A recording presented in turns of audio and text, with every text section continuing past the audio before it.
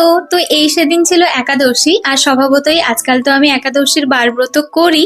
তো আজকে ভাবছিলাম কি বানাবো, কিন্তু সেই আগের বারে যে সামা চালের ভাত বানিয়েছিলাম ওই সামা চালেরই কিছুটা ছিল, তাই ভাবলাম ওটাকে আগের বারের মতো অন্য কিছু না বানিয়ে, ওর মধ্যে নুন মিষ্টি অ্যাড না করে ওটাকে নর্মাল ভাতের মতোই বয়েল করে নিই।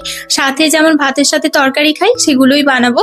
তো আমার কাছে না সাদা তিল ছিল, পোস্ত প্রায় শেষ হয়ে গেছিল, তো সেই সাদা তিল বেটে তাকে কাঁচকলা আর আলু দিয়ে পোস্ত মতো বানালাম, মানে পোস্ত ছাড়া পোস্ত বানালাম। খেতে কিন্তু খুব একটা চেঞ্জ নেই, একই রকমই খেতে লেগেছিল। আর ভেজেছিলাম বেগুন, এই বেগুনগুলো আমি বাড়ি থেকে নিয়ে এসেছি মায়ের গাছের।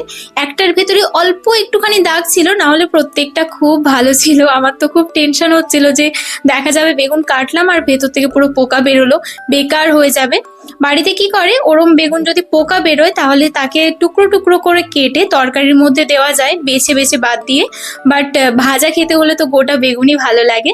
তো সকালের ব্রেকফাস্টেও যেহেতু আজ মুড়ি বা ভাত এসব কিছু খাবো না, তো এটাকেই খেলাম, এই তরকারি, বেগুন ভাজা আর এই সামা চালের ভাত। খেতে বেশ ভালোই লাগছে, সকাল সকাল মনে হচ্ছে যেন আমি নর্মাল ভাত খাওয়ার মতো ভাত খেয়েই যাচ্ছি।